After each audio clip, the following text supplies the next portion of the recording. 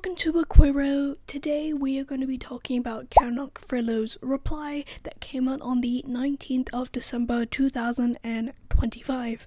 Now, you must be thinking, Meg, you already talked about that document. Why are you bringing it up again? So, a couple of weeks ago, I made a audio version of that full document that came out in December last year.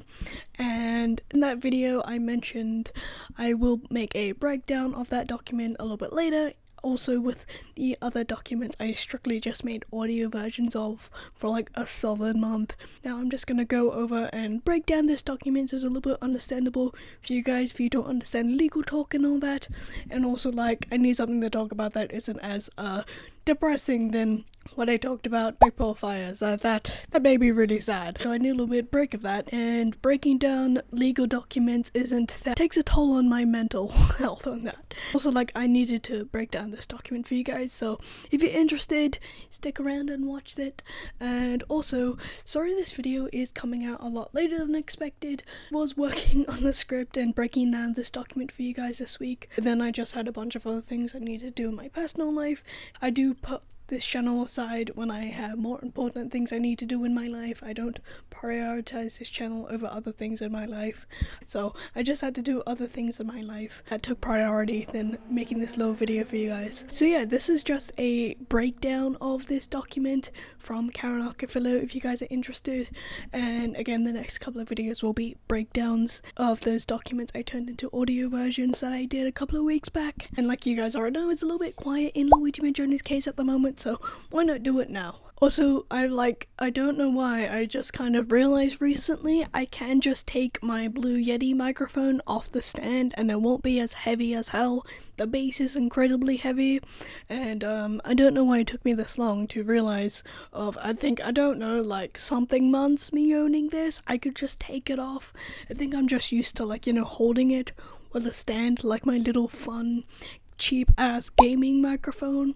It was really weird holding it like this, but it's a lot lighter and a lot less heavier, and it doesn't look like my knuckles are like white as hell holding something incredibly heavy as a small woman. Anyway, so I also feel a little bit like those old time singers, that's what I kind of feel like holding my Blue Yeti microphone like this. Anyway, you guys don't care about that, you care about other things I talk about here. So this video will be pretty similar to when I did this in the past, one of my first videos where basically I made a audio version of a really big document written by Karen Agnifilo, and then I made a breakdown video. So it'll be pretty similar to that video, or literally every single video of when I go over updates in Luigi Mangione's case and I show you guys the document first and then I do a breakdown. This is just the breakdown video of that really big document of Karen Agnifilo's reply that came out on the 19th of December 2025. Now, I do want to say this here before we get into the video. This isn't any new information in Luigi Mangione's case. Again, like I said a couple of times before in this video, again, this document came out on the 19th of December 2025. Basically, this video is just me breaking down this document and making it more understandable and digestible so you guys can understand, because I know not a lot of people don't really understand legal documents. I'm just a weirdo who has too much time on their hands and just works it out, and I just find it very interesting. So that's basically what this little video is. Anyway, enough of me yapping about random things in the world. Let's get into the video. And all the information and all the sources I used in this week's video will be up on the website if you want to go check it out for this week's video, and that'll be in the description down below if you want to go check it out. And if there's anything I got wrong or anything like that, please let me know in the comments down below and I'll sure to pin it or bring it up in my next video. I am human, I'm the only one working on all these videos. I do appreciate when people tell me I've made a mistake. Now, let's get into the video. I do want to say this here, this document did come out way before the death penalty was officially taken off the table, and also this came out before Pam Bondi was officially fired by Donald Trump. So again, there's a lot of things heavily put in place in this document of them explaining how Pam Bondi's decision to put the death penalty against Luigi Mangione was very much biased, and basically this document does heavily talk about the unfairness and Pam Bondi abusing her power, basically putting the death penalty against Luigi Mangione because literally her cash cow got affected, and that's why she has a, ulterior motive to put the death penalty against Luigi Mangione. This is very, very much heavily implied in this document, and again, this is a reply to what the prosecution did. I'm pretty sure I covered that document a couple of months back when it did come out in November last year, and again, this is just a reply to that motion the prosecution made. Keep that in mind when I am making this little video for you guys. In this document, they cover three main things in this document. Firstly, they go over and talk about the bias Pam Bondi has in this case. In this document, they go over three main things in this document. The first thing, it is prejudice towards Luigi Mangione. Like we already know, Pam Bondi was heavily prejudiced towards Luigi Mangione. Again, we'll go over it quite a bit in this video in my notes of basically her launching an Instagram page that put the death penalty against Luigi Mangione. Ultimately, that's like the most disgusting thing I've ever heard of, like, that's how they announced something like this. And then on top of that, she went on TV and said a bunch of things and made statements about Luigi Mangione's case will be one of the first cases they are enacting the death penalty against. Again, we'll go over that quite a bit in this video of basically disproving and bringing up the amount of times Pam Bondi was being biased towards Luigi Mangione and literally her having her hands and being involved with United Healthcare. And the second thing they talk about in this document is when they bring up and talk about and disprove basically the stalking charges they have against Luigi Mangione is not a violent crime that the prosecution were claiming. If you guys remember, I made a audio version and breakdown of the prosecution's motion all the way back in November last year, where I read it very sarcastically. I do apologize, I argue with the prosecution's documents when I'm meant to not be biased and break it up, but sometimes they're just so stupid and I can't help it. Anyway, but in that document they really heavily implied Luigi Mangione was suicidal. It was really weird, and then it was a thing online for a while. Everyone thought he was Luigi Mangione was suicidal, but it wasn't. It was just the prosecution heavily implying it. It was really weird. It's really weird people do that in this case, where the prosecution heavily implies something and then everyone thinks it's fact. It's really weird in this case. I see it so much. It's weird. Anyway, the prosecution's document, they were very much trying to claim the stalking charges they have against Luigi Mangione, even the updated ones where it's involving technology. They are claiming those are a violent crime, again, putting the death penalty against Luigi Mangione with those stalking charges when it literally doesn't fit in that category. Again, I went over that document and I also talked about it before in the past from a document from Karen Agnifilo basically disproving, saying yeah, it doesn't fall under that category whatsoever. They talk about that in this document as well. And the third thing they talk about in this document is basically suppressing all the evidence they allegedly found in Luigi Mangione's backpack, and also some statements Luigi Mangione allegedly made to the officers at that McDonald's. Again, here they go over it very briefly. When I was reading over the document to do a breakdown for you guys, they go over that quite briefly, but if you guys already know, I've already talked about that and broke it down many times over the last year or so about that, because again, that is brought up many times in this case, and I've already talked about that. I am going to go over that briefly because I've just talked about it many times. It feels really weird holding the microphone like this. I feel like such an old-timey singer.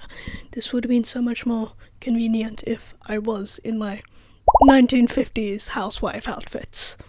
So in this video, this main part, basically they cover it quite heavily in the document, where they go over and talk about the presidential statements Pam Bondi has done in this entire case, and basically that's the main part of this entire document, and basically that's what I'm going to be covering mostly now. And then every single section, we're just going to go in order. So part of this video is basically Karen Agnifilo going over and talking about the presidential statements Pam Bondi has done towards Luigi Mangione, because our cash cow was affected, and then they talk about basically stalking is not a violent crime.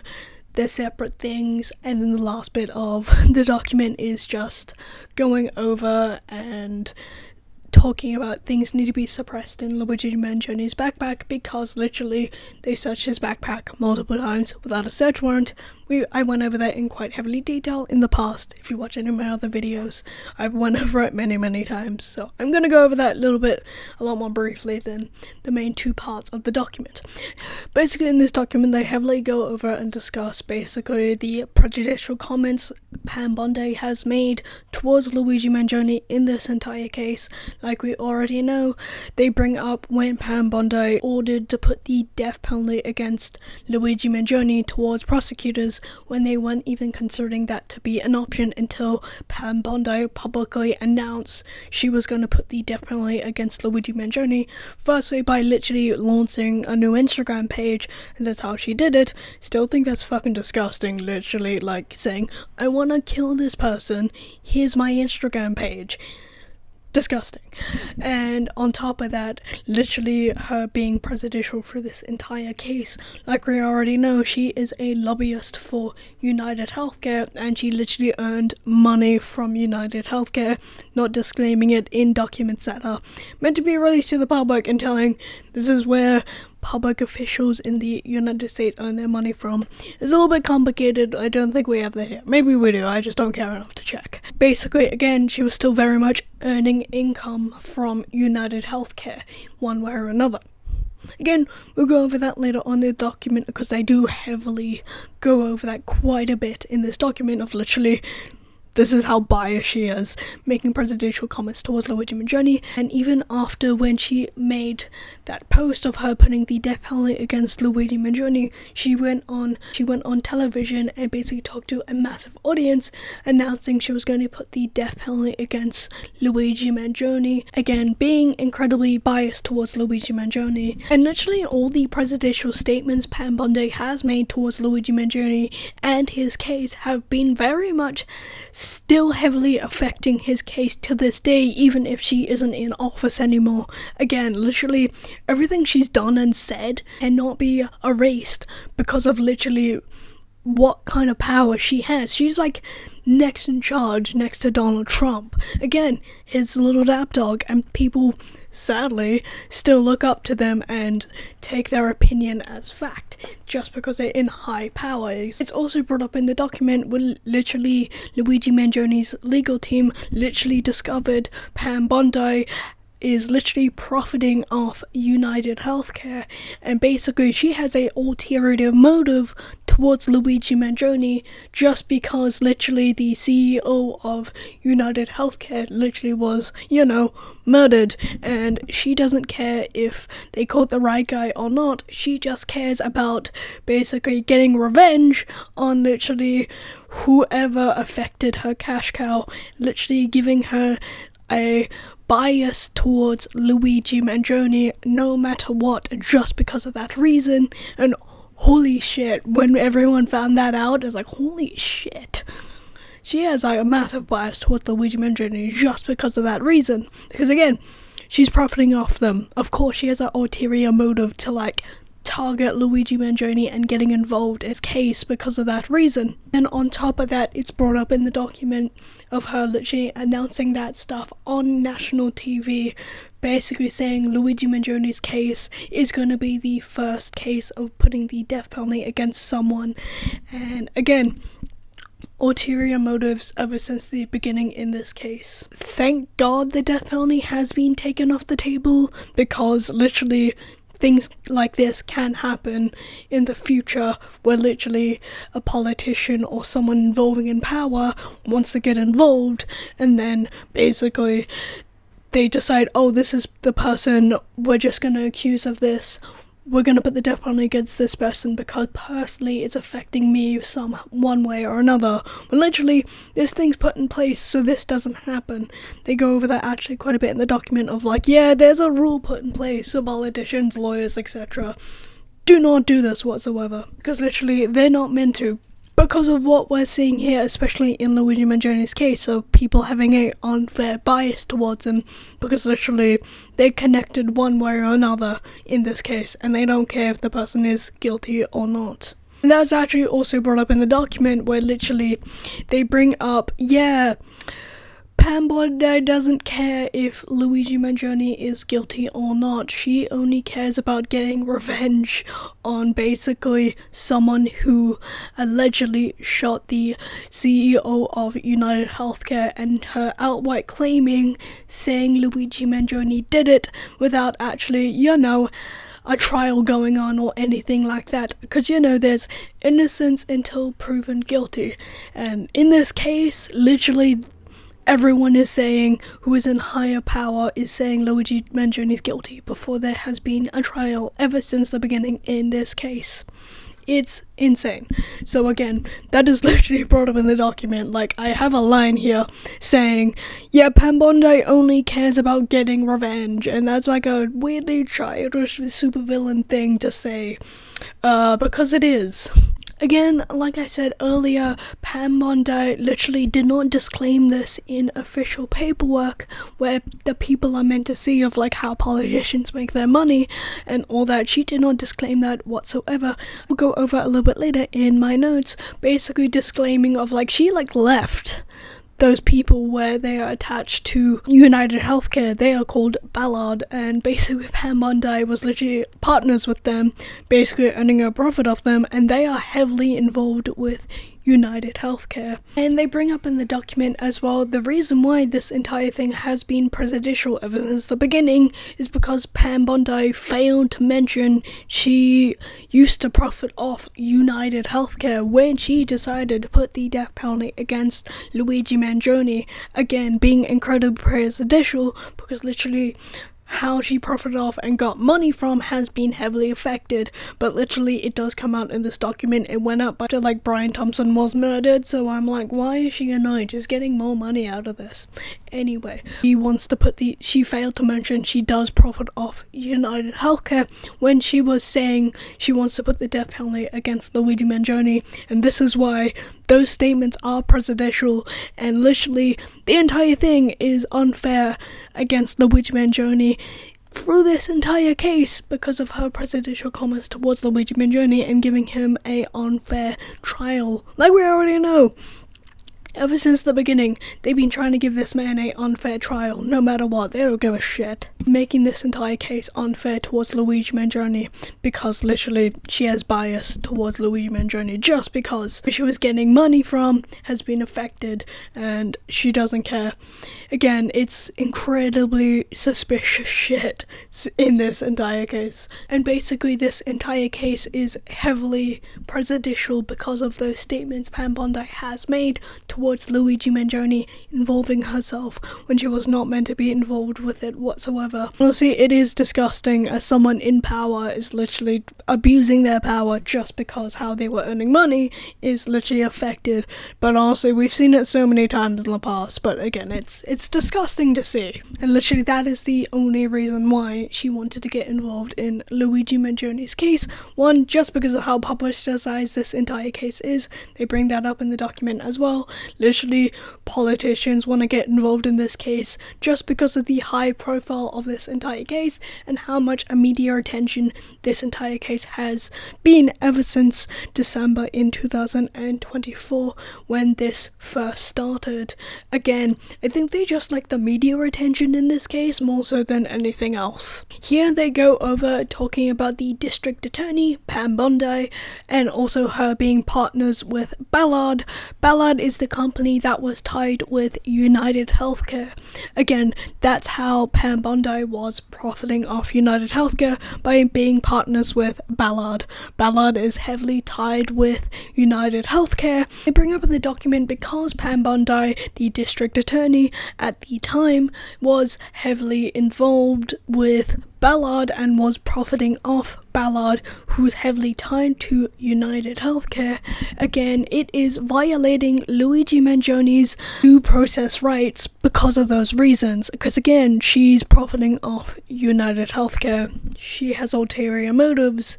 I swear everyone in this entire case, except for like Luigi Mangione's legal team and Luigi Mangione, are like violating his rights ever since the beginning in this entire case. It's insane. They love violating his rights and they don't give a shit if they violate his rights or not. It happens so many times, I've lost count. I'm genuinely serious. It's also brought up a document again. Pam Bondi fails to say she was a part of Ballard and profiting off United Healthcare in this entire thing. I found it more interesting why she was trying to keep it a secret in the first place. Probably the reason why she just wanted to put the DP against Luigi Mangione, but I find it very interesting. She's been keeping it a secret for such a long time. Something to chew on there. Okay, so this is something incredibly important I want to bring up here, but this is incredibly important. So, you guys noticed I mentioned Ballard a couple of times in this video because, you know, Pam Bondi is connected to Ballard, who's tied with United Healthcare. It does come out in this document. Luigi Mangione's legal team did some digging. It came out Ballard is basically, they started in 1998 in the same state as in Tallahassee, Pam Bondi's home state. That's not relevant, but kind of is, I guess, tied hometown tides or whatever, I don't care. But the biggest thing that came out of this, of when they were looking into this and digging into more, in 2016, Ballard basically gave money to Donald Trump when he was doing the rounds, going around, you know, when politicians have to, like, you know, travel around the country trying to convince people to vote for them. It's a weird thing. Presidents, politicians, it's weird. They have to like go around and like get funding from companies and stuff. It's really weird. But Ballard is literally the company that was giving money to Donald Trump in 2016, and they are heavily tied with United Healthcare still in 2016 as they are now again. Holy shit. It's also come out in this document. They are very much supported by Donald Trump himself, again adding another layer in this entire case of literally bias towards Luigi Mangione. Like we already know, like, do you guys remember when Donald Trump called Luigi Mangione a movie star? Again, literally adding another layer of fucking bias in this entire case, because literally the President of the United States is very much supportive towards Ballard, who's tied with United Healthcare. Incredibly important shit right there. I swear, every time I read more about this case, there's more and more layers are appearing in this case of like, holy shit. There's reasons why these people want to get involved more so than ever, and it's like, holy shit. So anyway, that's something to keep in mind there. Yeah, Donald Trump really likes Ballard. I know it's insane, bird. That bird has a massive opinion about that. Again, adding another layer of why the United States government want to get involved in this case. It's absolutely insane. And honestly, I've never heard about a case like this in the past of like politicians wanting to get involved so much in one homicide case. It's so weird and insane. So many layers. It's not even an onion at this point. What has a gazillion layers? I don't know. That's basically what this case is. There's more things I read about this case and more layers come out. It's like probably the only way to describe it. So it comes out when they were doing some digging on Pam Bondi and her relation to Ballard. Basically, in 2016, she was a part of Ballard. In 2016, Pam Bondi was basically the Florida chair. Again, it's just how it's written. I just have a copy and pasted there. But Pam Bondi was very much the, I'm gonna say chairman because I feel like that's the right English to use here. Chairman in 2016. that is tied to Ballard in this case. Again, she was a part of Ballard in 2016, helping and giving money to Donald Trump so he could do his rounds of, I guess, tour. I don't fucking know what it's called. I don't live in the United States. I live in Australia. In 2016, she was a part of Ballard, and once she left Ballard and joined Donald Trump, helping him with his impeachment. If you guys remember that, Donald Trump was impeached. He's actually been impeached twice, by the way. But once Pam Bondi left Ballard, still earning off a profit by them to join Donald Trump and help him with his impeachment in 2016, still profiting off Ballard at this moment in time, all the way up till today. Again, so many strings and layers are forming in this entire case because of Pam Bondi's involvement with Ballard, who's tied with United Healthcare, and Donald Trump himself all the way back in 2016. On top of that, his impeachment as well. Insane. And Pam Bondi stayed with Ballard all the way up to February 2025, again, still profiting off them. She was still very much tied to Ballard all the way up till she was elected Attorney General in 2025. She was still very much a part of them and profiting off them all the way up till she was elected. It also comes out in official financial documents the public are meant to see. It says Pam Bondi will still very much profit off and be partnershiped with Ballard still, even when she was working with Donald Trump and being a district attorney, when literally she was not meant to whatsoever and, leave the company, but she was still very much profiting off them. It's still highly profiting off United Healthcare even when she was district attorney. I do wish I read this document back when this did come out in December last year, but again, like you guys already know, I was busy from November onwards in my own personal life, and I wasn't able to sit down and make these little videos for you guys. So I do apologize, but I do really wish I did talk about this and break this document down back then. But I did bring up Pam Bondi was a lobbyist all the way in December last year, so it was brought up back then, but this does go over quite heavily of explaining why and how she was profiting off United Healthcare, and she is a lobbyist for United Healthcare and profiting off them, and going over quite a bit in heavy detail in this document of when and why she is incredibly biased towards Luigi Mangione in this entire case. Did a little bit more research into Ballard. It shows up Ballard is still very much tied to United Healthcare, and it shows up on their official website. Ballard is very much tied to United Healthcare in this case. Again, it also shows up in the document the district attorney has been a part of Ballard for several years. So here I'm going to go over and explain. Basically, Ballard earned money from United Healthcare and profited off them quite a bit in this, and it actually went up after Brian Thompson was murdered from United Healthcare. Their profit went up. Also comes out basically Ballard and their partners, Pam Bondi included, who was a partner with Ballard. Basically, a single person that was a partner of Ballard, basically they earned about $250,000 Ballard members got from United Healthcare, and after the CEO of United Healthcare was murdered, that went up 80%.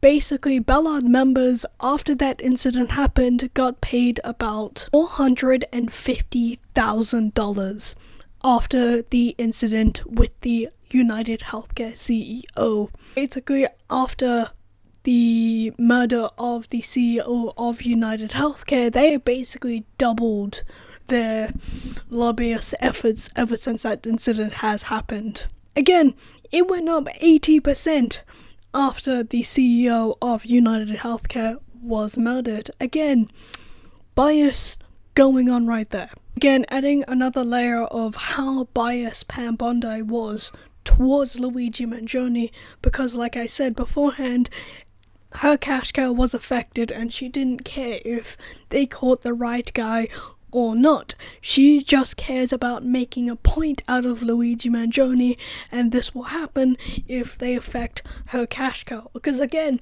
I don't know why she was complaining. It went up 80%. She was earning about $450,000. She was still a member of Ballard when this happened. She earned more money when this happened, but she doesn't care because her cash cow was affected. I should probably stop saying cash cow, but it's the only word I can think of explaining this is happening. Again, adding another layer to this entire situation of Pam Bondi's prejudicial comments towards Luigi Mangione. I'm not sure how many shorts I can make out of this video like I normally do. I'm not sure because I feel like they will 100% be taken down. It's important information to share. So basically from like page 15 all the way to page 23, they basically just go over all the prejudicial statements Pam Bondi have made towards Luigi Mangione. Again, it happened many times. Like we already know, she originally did it firstly by launching an Instagram page and then going on TV making more prejudicial statements towards Luigi Mangione. Again, using her power and abusing it to basically put the death penalty against someone. Like Requiro, no, she's biased. That's why she did it in the first place. It's also brought up on page 15. Karen Agnifilo says in the document, Pam Bondi is basically saying Luigi Mangione is guilty without even a trial has started. Like we already know, every single politician in this entire case have been doing this towards Luigi Mangione. Something came out actually recently, another time, another politician basically brought up and calling Luigi Mangione guilty before a trial has even happened. Again, they just won't shut up and keep saying it when literally they are giving Luigi Mangione an unfair trial because they keep saying that. Again, it's happened recently, again, like literally only a couple of days ago as me making this video. I'll bring that up in my next updated video on Luigi Mangione's case. Brought up in the document, basically Karen Agnifilo says, yeah, the prosecution failed to prove Pam Bondi's prejudicial statements are false. Yeah, it's bluntly obvious, guys, of statements are incredibly prejudicial towards Luigi Mangione. Also, I have this in my notes and I absolutely love this. I love Karen Agnifilo's comebacks. They are absolutely amazing. I love them. I'm going to put what Karen Agnifilo said exactly here, and I absolutely love it, so I'll pop it up on screen because I absolutely love it. The government spills much ink on how the defense did not prove that the Attorney General's remarks actually prejudiced the grand jury, or would prejudice Mr. Mangione in connection with these proceedings. Okay, so that was the little statement that came out. I will say, I love reading them so much. It's like mic drop every time. I love them so much. But they're very legal mic drops. I absolutely love it. I love reading them every time. Things up in the document, the prosecution failed to prove every single statement Pam Bondi has made towards Luigi Mangione is not prejudicial towards Luigi Mangione and his case, especially her being tied and being next to and basically failing to prove and saying, yeah, her statements aren't prejudicial towards Luigi Mangione and his case, influencing jurors in this entire case because of her prejudicial comments towards Luigi Mangione. And on top of that, used to be Donald Trump's lapdog in this entire case. Again, sadly, in society, some people do look up to those people and think what they say is fact instead of, looking into things further and not question it whatsoever because people like them. Basically, the prosecution failed to prove and disprove everything she has done is not influencing jurors in this entire case. It is brought up in the document, yeah, they did say Pam Bondi wants to kill Luigi Mangione because literally they want to prove a point. Because our cash cow was affected, she wants to get involved in this case. She doesn't care if they caught the right guy or not. She just wants to make a point. Actually, that's why they need to get rid of the death penalty because of those reasons. Because, she is 100% biased towards Luigi Mangione because of literally everything we just discussed. She's a lobbyist for United Healthcare. She was profiting off United Healthcare. Her cash cow was heavily affected, and they are literally getting involved in this case because of how media heavy this entire case has been ever since the beginning. They like the media attention. They don't give a shit about anything else. It's really weird. And that's why literally Pam Bondi's presidential comments have been literally in this entire case towards Luigi Mangione in this entire case. And they need to get rid of the death penalty because of those reasons. In the document, they also bring up basically what the prosecution said, and basically the prosecution said Pam Bondi isn't a lawyer or anything like that, so basically her presidential statements towards Luigi Mangione will not affect his case whatsoever, and I found that absolutely fucking hilarious. Like, I'm genuinely serious, I laughed out loud when I read that. It's like, that's so funny. But like, I generally laughed out loud of like how the prosecution saying no, everything she said won't affect his case whatsoever because she's not a lawyer, when literally in the rule, local rule 23.1b, basically everything Pam Bondi does fall underneath that rule, and the prosecution are just bluntly saying no it doesn't, she's not a lawyer. And it made me laugh out loud, like, but it's also brought up in the document, literally Pam Bondi is the only one to actually can confirm and say and put a death penalty against one person. They also bring up the presidential comments Pam Bondi has made towards Luigi Mangione, and I've not read these presidential comments in many months, like literally like last year when I first started this channel in April, and I've not read these comments since then. Reading Pam Bondi's presidential comments towards Luigi Mangione, she's like weirdly fascinated about hunting down the person who shot the CEO. It's really weird, like, he uses wording like hunting down, and like, it's very presidential, especially from someone in a place of power, of using those words. And it's also brought up in the document, the prosecution said Pam Bondi's statements towards Luigi Mangione were not opinionated or statements, so they don't fall underneath that category of, underneath that rule 23b. In reality, yes it does. They are all incredibly opinionated. Sorry, there's a bird screaming outside. They also agree Pam Bondi's statements are heavily presidential in this case.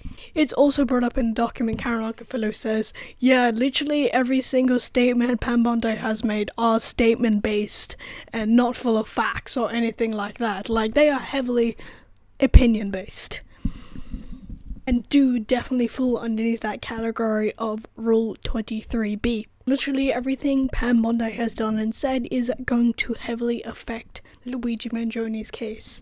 It's also brought up in the document, the prosecution said the only thing that matters in this case is Rule 23 in this case, and basically everything Pam Bondi has said and done does not fall underneath that category. I find that absolutely hilarious, and Karen Agnifilo brings up and disproves everything this prosecution said. I find it absolutely hilarious. Karen Agnifilo just goes in and disproves that literally every single little thing Pam Bondi has said towards Luigi Mangione does fall underneath that category, and it is 100% presidential. And sadly, like I said many times before, because she position of high power, every single presidential comment Pam Bondi has made towards Luigi Mangione has heavily affected his case 100%, and sadly, even she isn't in power anymore and has that high ranking, it doesn't mean those presidential comments that came out last year and she has done has not heavily affected his case whatsoever.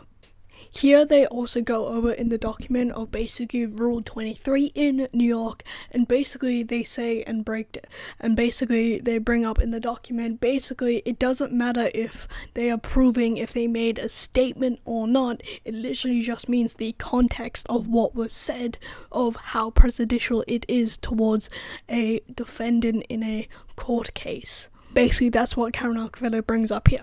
Rule 23.1 basically is put in place so things like this can't happen, like lawyers, leaders, politicians, etc. can't make presidential comments towards a defendant because literally bias can be put in place, and basically a jury can be swayed one way or another because of that exact reason, and that's why this law it exists.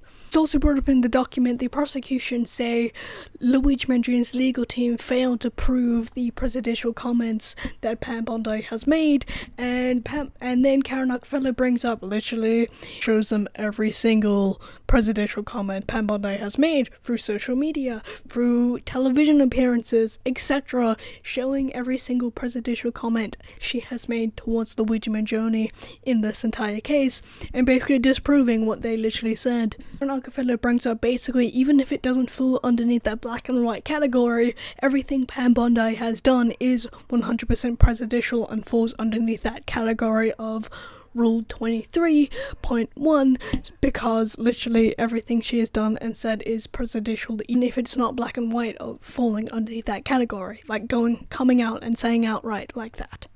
And they do come out and say, because that law would be more so black and white, as a lawyer would come out and say their personal opinions about their case of a client, that would be the black and white category for that to happen. But just because Pam Bondi is literally, used to be Donald Trump's right-hand man, and also how high of power she used to be, because again, like I said earlier, she can decide to put the death penalty against someone or not. Again, this does fall underneath that category of Rule 23, because of literally every single presidential comment she has made towards Luigi Mangione, even if it isn't that black and white of that reason. Again, everything's like a shade of grey, I think, anyway.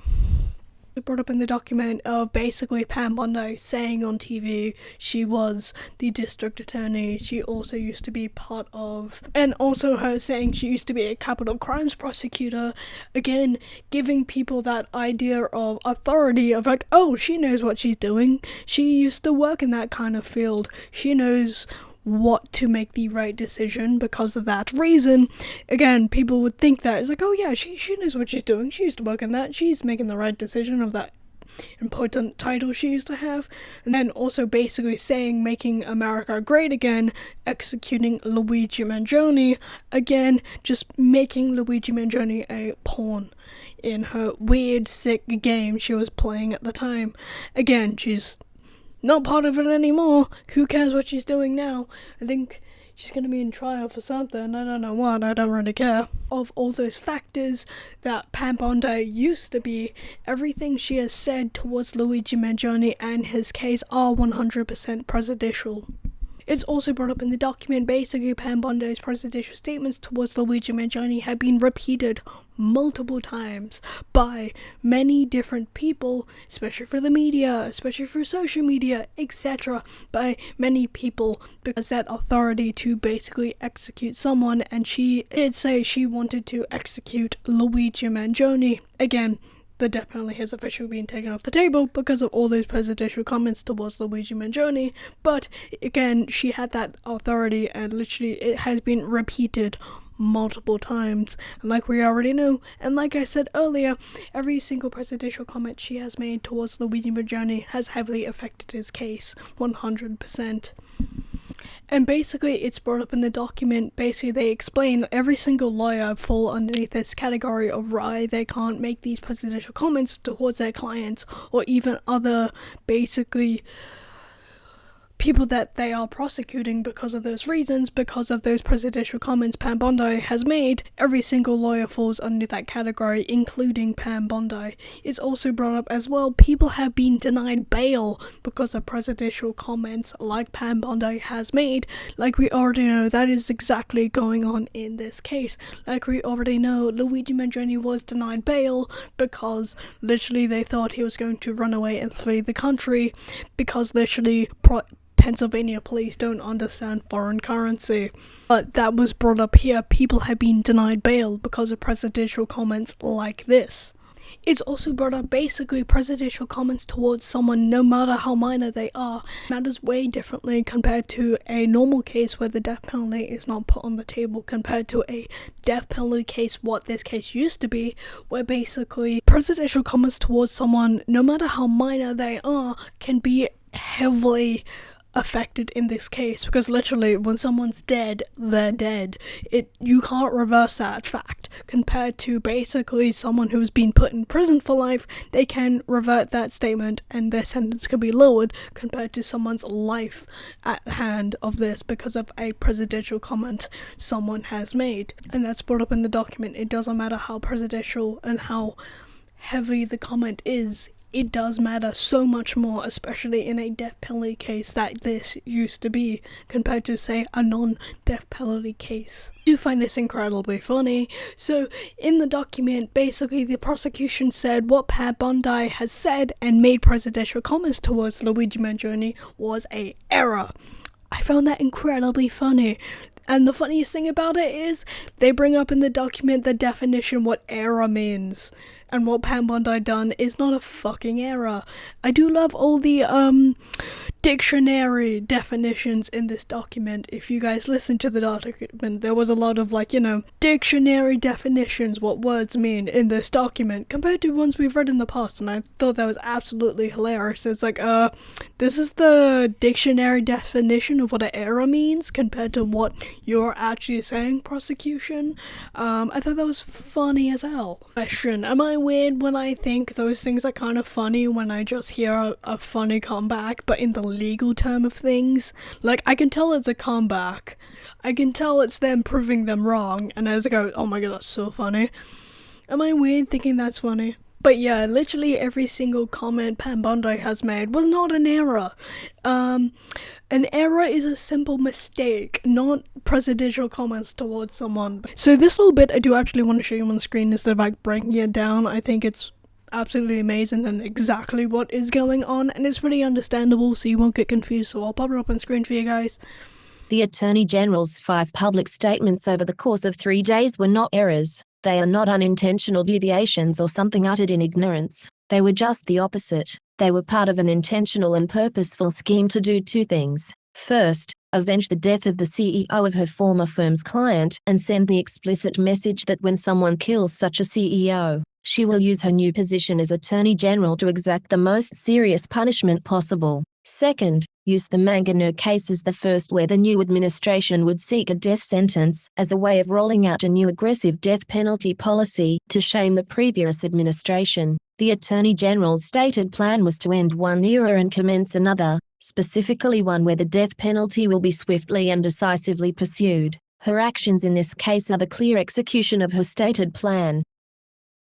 Yeah, that's exactly what Pam Bondi wanted to do, because literally her cash cow was affected, and if anyone goes against them, this is what happens to them. Basically what this little bit means, and that's exactly what is going on. It's also brought up in the document as well, the reason why Pam Bondi chose this case on top of her cash cow being affected and her making a statement out of Luigi Mangione. They also bring up basically Pam Bondi chose this case specifically just because of how much media attention this entire case has been getting ever since the beginning. Do you remember that week-long manhunt?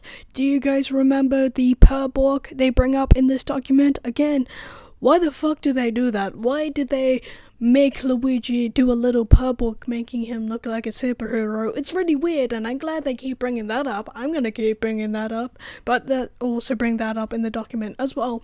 The reason why Pam Bondi chose this case is literally just because of how publicized this entire case has been, and honestly, I've never seen a case that has publicized as this in my entire life. Even cases I've read in the past or even looked at because I find it interesting, I've never seen a case as publicized as this in the media. It's insane. On top of that, the goddamn perp work Karen Agnifilo brings up as well, because, when did they do that? It was weird. On page 23, they do go over and explain our different cases of this has happened before in the past, but not this extent, more so with lawyers and stuff, less than politicians like Pam Bondi and Donald Trump. They also bring up as well in the document, but not as heavily. I read this before quite a bit in the past, where they brought up the death penalty case, and putting the death penalty against someone takes many, many, many years to put against someone, and research and interviews by teachers, family members, friends, etc. to put the death penalty against someone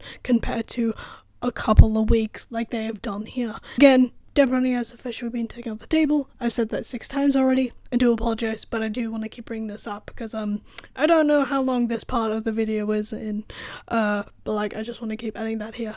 But they brought that up briefly here, but I went over that quite a bit in a different document in the past where they brought up and explained it takes many years to put the death penalty against someone compared to a couple of weeks like they've done in this case originally. Like literally, why does the rule change for the death penalty to be put on someone in the matter of months compared to, say, years? Why do the rules change just because Pam Bondi said so?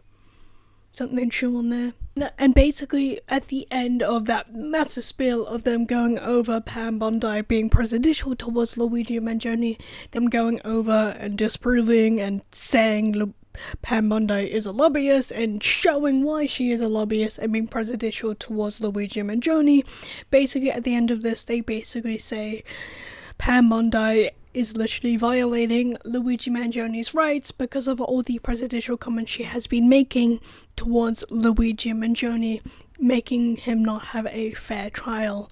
And basically that's why they need to get rid of the death penalty, because of every single prejudicial comment she has made towards Luigi Mangione. Basically on page 24 they bring up saying, okay, this is what needs to happen so we can resolve this issue because of literally all the prejudicial comments Pam Bondi has made towards Luigi Mangione, and this is how they can actually fix this. Basically said if the court actually decides Pam Bondi's comments aren't prejudicial, they would like this basically case to be dismissed because of that reason, because literally they have been prejudicial towards Luigi Mangione and they wanted to be dismissed. If the court does decide Pam Bondi's comments have been not prejudicial towards Luigi Mangione, they want this to be dismissed. Basically meaning this case won't happen or exist anymore if they get it dismissed, if the court decides that decision. But like we already know, the death penalty has been taken off the table and the case is still going on. The court decides Pam Bondi's decisions were not prejudicial. Basically they said they want to interview every single person that is involved of Pam Bondi's decision to make these prejudicial comments, including Ballard themselves and how much they are tied in with United Healthcare and being the involvement of Pam Bondi making those prejudicial comments, and basically they would like to have access to all that stuff. Basically that's what they requested if they didn't decide Pam Bondi's prejudicial comments were prejudicial. That's what they were requesting so they could resolve this. But in reality, like we already know, the death penalty has officially been taken off the table on January 30th, 2026. Like we already know, this document just came out before the death penalty was officially taken off the table. So basically from page 25 onwards, they do go over and explain stalking charges, even the updated version of the stalking charge they put against Luigi Mangione, and basically disprove the prosecution putting the charges of violence and using the stalking charges that they have against Luigi Mangione. They do not fall underneath that category of basically a crime of violence, of second or third degree murder, of basically what the prosecution are saying, so they can put the death penalty against Luigi Mangione. Again, this came out in December last year. Again, and basically in this document they go over and disprove and explain the stalking charges, and basically mention even if the two charges they are putting against Luigi Mangione and what the prosecution are claiming, the two things that they are putting against Luigi Mangione, even if they are in the same category, it doesn't mean they are the same law. And the prosecution do say, oh no, these are the same thing, when they're literally not. And Karen Agnifilo goes over and explains those two sections in the same section and say they are two entirely different things, even if they are in the same section. Again, I went over this quite a bit in a different document when they went over and talked about the stalking charges against Luigi Mangione, and the prosecution were just basically trying to put the charge of violence against Luigi Mangione, but using the stalking charges against him to put the crime of violence against Luigi Mangione. I know I said that wrong, I do apologize, but basically that's it. That's what this part of the document is, basically. So I'm not going into heavy detail because I've already done that before in the past. I also can't believe I still remember all that. I probably read that document many months ago, but then that random crap is still in my brain. How? I'm genuinely serious. I have that written down in my notes. I did not look that up. I didn't even look at the old document I was mentioning. I don't remember which one. It was one of them. But it's still installed in my brain of that fact. How? I don't know. Why can't my brain be stored of useful information instead of random information about Luigi Mangione's case? But again, like I said beforehand, in I think November last year, I went over a document where they basically went over and disproved every single stalking charge they have against Luigi Mangione, and basically disproved, saying, yeah, the charges of violence they're putting on against Luigi Mangione do not fall underneath the category of stalking charges they are putting against Luigi Mangione, even the updated ones they've done. So I went that in quite heavy detail in a document in November. I don't remember which one. It was one of them. Find if you're wanting to know. But and basically in the document they said the prosecution are trying to make two categories and say it's one category when they're in the same section. Yes, it sounds a little bit complicated, but stick with me. Basically, Karen Agnifilo says, yeah, section 8 and also section B in the same section. Yes, they are the same section, but they are two separate categories. It doesn't mean they fall underneath the same category, and it also doesn't mean they are the exact same category compared to what the prosecution are doing, are trying to smush those two separate categories as one dedicated category to claim the act of violence when they are two separate categories. They're not the same thing, even if they're in a subsection in a category. Karen goes in and disproves that in the document. But how I explained it there is basically what she said, but more simpler terms. Also brought up in the document, the prosecution have tried this multiple times, just trying to combine those two subsections as one section, but in reality they are two separate sections. The prosecution are just trying to smush them together and make it one section. It's really weird. The prosecution are trying to make their own rules, they're two separate sections, they're not the same thing, even if they're in the same category.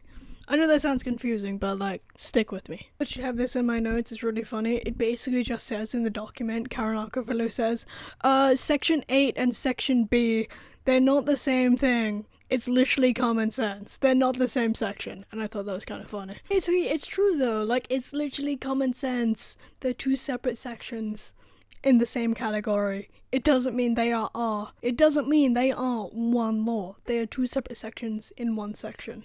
Love this. So this was brought up in the document, basically Karen Agnifilo explaining emotional distress, and it literally just says it's simple logic. Basically, it literally anyone understands. Basically, it means someone who is emotionally distressed. Love this. So this is brought up in the document. Karen Agnifilo says emotional distress is literally understood by anyone, by people with common intelligence. Thought that was funny. Anyway, basically just saying, anyone who is literally anyone understands literally those emotional distress is literally emotional distress, you distress emotionally, not any other way. It's fucking hilarious. I love it. Also, I have noticed this reading documents from the prosecution and then Karen replying back to them. I think the prosecution think normal everyday people are really stupid and just won't understand. That's what I've kind of been noticing for some reason in documents in this case from the prosecution side of things. Just why do they think people are really stupid? Everyday people aren't that stupid, right? And actually, nothing the prosecution were claiming for putting the an act of violence of those stalking charges they were putting against Luigi Mangione fall underneath that category of act of violence. Like, the prosecution was so hard to trying to do. Okay, I found this a little bit funny. We'll go back to the seriousness in a minute. But basically, when I was going over and reading this section from like page 29 of them, basically of like victim category, they basically bring up in the document someone would be basically afraid or not want to leave their abuser, etc., because they're fearful for their animal. And literally in the document, it literally just says animal and horses. Why is a horse separate from animals? I just thought that was weirdly funny. It's like, why is it a separate category? Like, and horses. This kind of reminds me of like Poseidon. He's like the god of horses as well for some reason. It just kind of reminds me of that. He's like the god of the ocean, but then also horses. And it kind of just reminds me of that for some reason. Okay, we're going back to the seriousness. Instead of me just kind of funny of like horses are just a separate category altogether to like animals. From page 29 all the way to page 31, they basically go over the two separate categories the prosecution are just trying to put as one solid category. I'm gonna break it down for you guys. It's pretty easy to understand when you read that kind of stuff, but basically that's what those couple of pages are, is just them explaining the two separate categories. It's brought up in the document after them explaining those two separate categories in the same category section. Screw it, there's too many numbers and my dyslexic brain is getting confused. Talking about and showing what those two categories are that are totally separate categories, the court needs to make a decision of saying they want to keep the death penalty against Luigi Mangione. It makes absolutely no sense for them to have those two categories and smushing them as one category because they're literally two separate categories. It literally makes no sense for those two separate categories to be one category. I do have in my notes, I do find it kind of funny, on literally page 31, the prosecution can see it is two separate categories, they just refuse to acknowledge it. I find that kind of funny. Basically, the prosecutors failed to prove those two separate categories that are them trying to place as one category when they're not, failed to prove of saying those two categories are a act of violence when they're absolutely not. Again, they're just trying to make up their own rules. That's what the prosecution are doing, and that isn't fair. And basically, those two categories are two separate categories. They're not one category. They are two separate categories in a section of the stalking charges they have against Luigi Mangione, not one charge.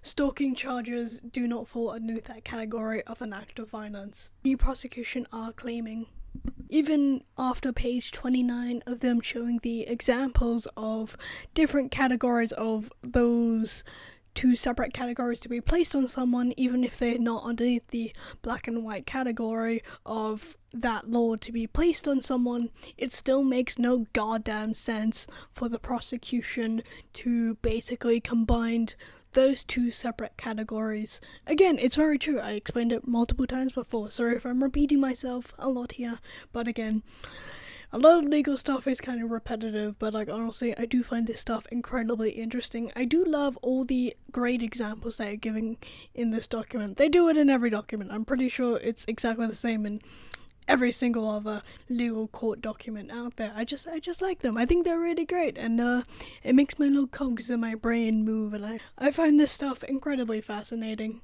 Also, I do want to do a little bit of a trigger warning here, so if you guys don't want to hear about self-injury, I recommend just go forward a little bit. I am going to cover this briefly because, again, weirdly, the prosecution in their motion heavily implied Luigi Mangione was suicidal when he wasn't. It was really weird. They like weirdly focused that quite a bit. It was really weird. And then people thought he was suicidal when he wasn't.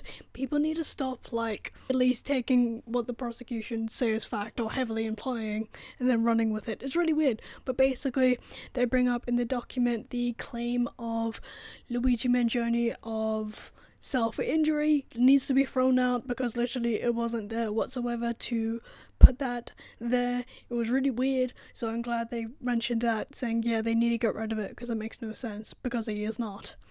Okay, back to the regular stuff. I just thought I need to bring that there because again, it was really weird at the time they did that.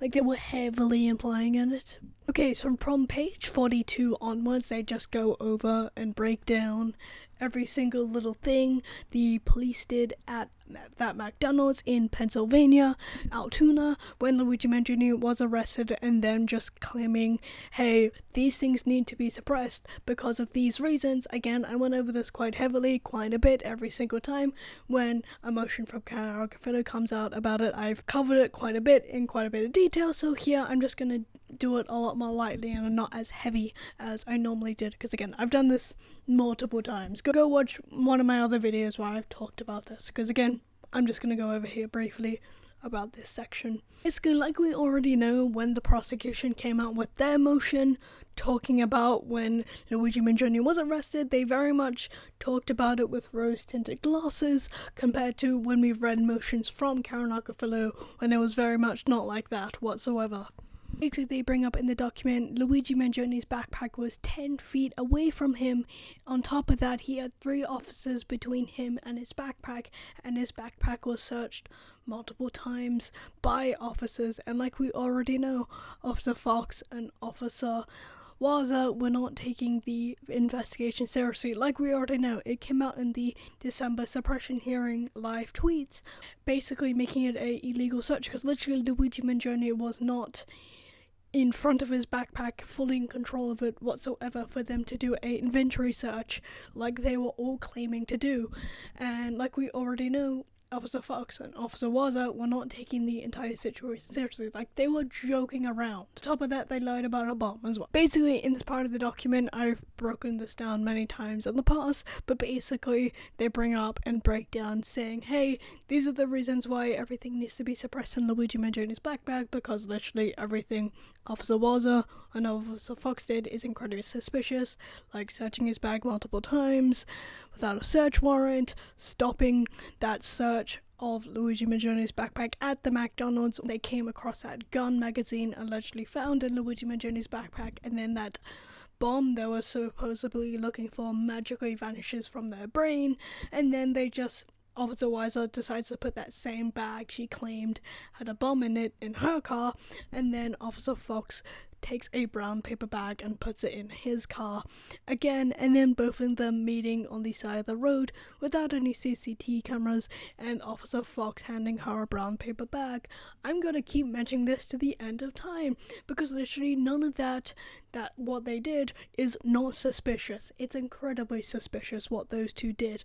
And then on top of that, when they were searching Luigi Mangione's backpack at that McDonald's, they were told they need a search warrant by other officers. Again, everything those two officers did is incredibly suspicious. And then on top of that, once it got to that police station, Luigi Mangione's backpack was searched multiple times without a search warrant. Again, Officer Waza did a inventory search, in quotation marks, of Luigi Mangione's backpack at that police station without a search warrant.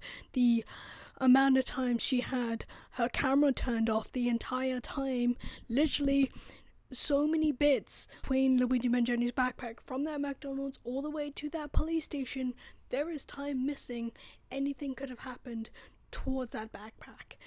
Seriously, like, none of it was recorded by Officer Waza's body cam because she loves turning it on and off. Like we already know, she only turned her body camera on when she was doing that so-called inventory search. That's when she turned on her body cam that's when she turned her body camera on at the police station, when she was doing that inventory search on a small chair in a hallway without any CCTV cameras. Again, a very bad place to do an inventory search, don't you think? On a small chair in a hallway, you're meant to like take things out and then write it down, not do it on a small chair in a hallway. And that's when they found the alleged 3D gun. Again, why was her body camera on magically switched on there? Again, it does come out in the live tweets where she was, looking for a very specific spot for that 3D printed gun that was allegedly found on Luigi Mangione. And like we already know, Officer Fox was searching in the main pockets of the bag, and Officer Waza was looking in the main part of the bag at that McDonald's. Again, things I want people to keep remembering, and I'm going to keep screaming about this until the end of time, because literally I don't want people to forget about it. Also comes out in this document, they bring up the Q&A from the December suppression hearing. I made 3 videos about it. I've also made a video going over the document of them, just Karen Agnifilo going over the hard facts and stuff, if you don't want to listen 9 hours of me going over the December suppression hearings. And again, basically they bring up the Q&A of other officers confirming what Officer Fox and Officer Waza did was incredibly suspicious. And basically, confirming they were not doing a inventory search, they were just going through his bag. And one thing I do find very, very interesting, at the end of that, the Q&A, it does say, in this document, if they want the transcripts of the December suppression hearings, they can request it, and they will hand over the transcripts of the December suppression hearings that were going on at the time when this document was being written up. Again, it is nice to hear they do actually exist, but I don't think they are in the public realm for people to buy and stuff, because again, like you already know, I did look into it. I did try to see them so I could buy them myself and do this for you guys, but I literally could not find them whatsoever, except for on the Free Luigi subreddit. I know I need to keep bringing that up, I do apologize, but again, it's the internet, you can't truly know if something is real or not. And then on top of that, ChatGPT exists, you can fake things incredibly easily, especially with ChatGPT these days. So again, I don't truly trust it until I get a official proper source from it. And again, I did look for it and I can't find the December suppression hearing transcripts to buy, but it is nice to see here they do exist, and people, well, they probably don't have them released to the public because of reasons, but it does say here if the court requests it, they can get it. Again, you are allowed to tell me if I'm wrong, if they are the official transcripts that came out in Luigi Mangione's case of the December suppression hearings. If I am wrong, you're allowed to tell me, but until that day comes, I still don't trust them. It is nice we do get a little glimpse of what some things that were said in the December suppression hearing that weren't just from the live tweets that I covered. Unless you were there in person, but again, I think a lot of us could not be in person because 1, it's incredibly expensive, 2, you live in a different state compared to New York, 3, you didn't have time off work, 4, you live on the other side of the world and you don't live in the United States, or 5, any other reason. And they also bring up as well, the officers in the December suppression hearing did come out and confirm Luigi Mangione was not in control of his backpack whatsoever. Again, confirming this was not a inventory search what Officer Waza or Officer Fox were doing. Also brought up in the document, the prosecution say handcuffs aren't fail-safe, and the Karen Agnifilo says yes, they do make a point, handcuffs are not always fail-safe in certain circumstances, but Luigi Mangione is a normal everyday person. He isn't gonna John Wick his way outside of those handcuffs and do a bunch of flips and stuff to get to his backpack. Again, Luigi Mangione is just a normal everyday person. I'm pretty sure he doesn't know how to do that. Saying, yeah, in this case, it's literally makes no sense. Luigi Mangione is a normal everyday person. He isn't going to get out of those handcuffs to get to his backpack. They also bring up in the document they should suppress everything in Luigi Mangione's backpack because literally Officer Waza and Officer Fox were illegally searching Luigi Mangione's backpack without a search warrant. Again, it does not fall underneath the category of search incident arrest of when they were going through Luigi Mangione's backpack without a search warrant. It was just a illegal search those 2 officers were doing, including when Officer Waza was going through Luigi Mangione's backpack at that police station. And it does come out by another officer that was partially there when Officer Waza was going through Luigi Mangione's backpack. She was not doing a inventory search whatsoever at that police station that she was claiming she was doing. She was just going through his backpack because she was looking for evidence against Luigi Mangione. Again, she did it on a chair without a table or anything and claiming it was a inventory search. You need more space. I don't even work in that kind of field, and I think I know you need more space than a chair to write things down what's in people's backpacks. That's why they should suppress everything in Luigi Mangione's backpack, because literally what Officer Fox and Officer Waza was doing was incredibly suspicious, and it was a illegal search of his backpack at that McDonald's, including at that Altoona police station in Pennsylvania. Again, like we already know, Officer Waza and Officer Fox were not taking that bomb excuse very seriously, were they, at that McDonald's? Like, it literally came out, they were joking around. Like, Officer Fox came out and said, "Don't put your bomb in my car, don't blow up my doggo." Again, they were joking around, and again, it comes out in this. If there was a bomb and they were taking this seriously, they would have evacuated the McDonald's. They would have taken it to a car park. They would have called the bomb squad if they were concerned about a bomb. But no, they literally went through Luigi Mangione's backpack. On top of that, it comes out in body cam footage, Officer Waza opened a small little pouch with Luigi Mangione's phone in it, including his passport, and if she was looking for a bomb, she would have not gone through that little pouch and, handed his passport to other officers at that McDonald's instead of putting the passport back. But no, she just handed the passport around to other people.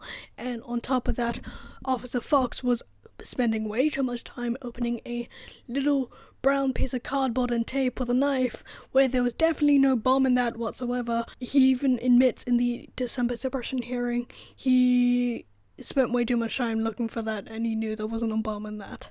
On top of that, Officer Waza went through Luigi Mangione's wallet. There was no bomb in a wallet. Why would she go through that? It also comes out as well, Officer Waza found a small envelope, opened it, and then put it back in and put it back in the bag. Again, no bombs are in envelopes. And again, no reason for them to go through a bomb, and it comes out in body cam footage of they go through every single little nook and cranny in Luigi Mangione's backpack at that McDonald's for them to find a bomb. Again, they stop immediately when they find that gun magazine allegedly they found on Luigi Mangione. And then that bomb they were looking for just vanishes. Again, it was bluntly obvious they weren't looking for a bomb in Luigi Mangione's backpack. They were just looking for evidence so they can help the NYPD with their investigation, so they can be a part of that massive investigation that capsulated the entire country and world at that moment in time, so they could be a part of it when they were doing that week-long manhunt. And again, this comes out more so near the end of the document on page 48. Basically, the prosecution said it doesn't matter if they found all the alleged evidence on Luigi Mangione illegally, they were gonna find it anyway. They only got a search warrant literally in the afternoon on that day, and his backpack was searched multiple times without a search warrant. Body cams were turned off at that McDonald's. Body cams were turned off going towards the police station with his backpack in it. Body cam was turned off at that police station until she decided to do that inventory search at that police station she was claiming to do. Again, the entire situation is incredibly suspicious, and the prosecution saying it doesn't matter anyway because they were gonna find it is fucking bullshit. It literally just comes off, it doesn't matter, we're not following the rules, it was gonna be there anyway, so why are you claiming so hard you don't have a leg to stand on? What they were doing was okay. Okay, I need to get some lights because it's getting dark. Hopefully that's a little bit better. It literally gets dark at 5 p.m. now. Document they go over the amount of times Officer Waza was claiming she was doing a inventory search. Like we already know, she wasn't doing a inventory search. It came out and being confirmed by another officer that was in the room briefly at the time when Officer Waza was going through Luigi Mangione's backpack. He confirmed saying what Officer Waza was doing was not a inventory search. Again, like we already know, doing an inventory search on a small share is not a good place to do an inventory search. Again, it came out by another officer that was above Officer Waza. She was not doing an inventory search. Again, I don't remember any of their names, but it's in my brain. I'm sorry, there's too many officers to remember their names. There's too many. I forgot them all. I'm sorry. It also comes out when Officer Waza moved Luigi Mangione's backpack from that chair in a hallway without any CCTV camera footage into a room, and basically she just went through Luigi Mangione's entire backpack and separated his personal items from the alleged evidence, and then popped all the Luigi Mangione's personal items back into his backpack after going through the entire backpack. Again, not writing any of this down. Now, when you're doing an inventory search, we've run over this multiple times, you need to write things down, but Officer Waza did not do that whatsoever. again, and then the prosecution keep claiming Officer Waza was doing a inventory search so they can keep all the alleged evidence they found on Luigi Mangione. Like we already know, they only got that search warrant so they can keep all the alleged evidence instead of, losing it. That's like literally the only reason why they decided to get one. It doesn't matter, they searched his backpack multiple times illegally, at that police station, at that McDonald's. That suspicious shit Officer Waza and Officer Fox did, where they pulled up to the side of the road, where basically Officer Fox handed her a brown paper bag with some of Luigi Mangione's items in it. Not suspicious whatsoever, is it? Sarcasm there, if you don't understand sarcasm. Again, it's incredibly suspicious, everything they're doing. The conclusion of this entire document is basically it needs to be dismissed because literally of Pam Bondi's literally prejudicial comments towards Luigi Mangione and her being connected to United Healthcare being incredibly prejudicial towards Luigi Mangione because of her cash cow being affected, and basically the death penalty needs to be taken off the table because literally the category of violence that the prosecution are claiming the stalking charges do not fall underneath that category whatsoever, even if they are trying to combine two separate categories as one category. When they are two separate categories, those categories do not fall underneath the category of an act of violence, so the death penalty needs to be taken off the table, and literally every single thing in Luigi Mangione's backpack needs to be suppressed because literally his backpack was searched multiple times without a search warrant, and the only time they actually got a search warrant was literally when they wanted to keep items in Luigi Mangione's backpack. Now, I did add some things to that, but basically that is what they're saying is, but basically that is the reason why. That is basically the conclusion of this entire document, and that's basically the end of this document and basically my little breakdown of this document. And again, like I mentioned at the start of the video, on the 30th of January 2026, the death penalty was officially taken off the table for Luigi Mangione, and this is no longer a death penalty case. Sadly, Judge Garner did not take away any of the evidence or anything like that, so that's incredibly disappointing. The death penalty has been officially taken off the table because of that reason, and I do want to say this here. This is the end of my little breakdown. I hope you guys liked it and found it very interesting. I hope my little breakdown made sense and isn't like all over the place and you got an idea what this document is like. Again, this is like just one massive version of what I do in my bigger videos, but just one dedicated document compared to many little documents, because sometimes these documents are a little bit too big to keep in a main video. And I do want to end off this video with like a couple of my thoughts of this.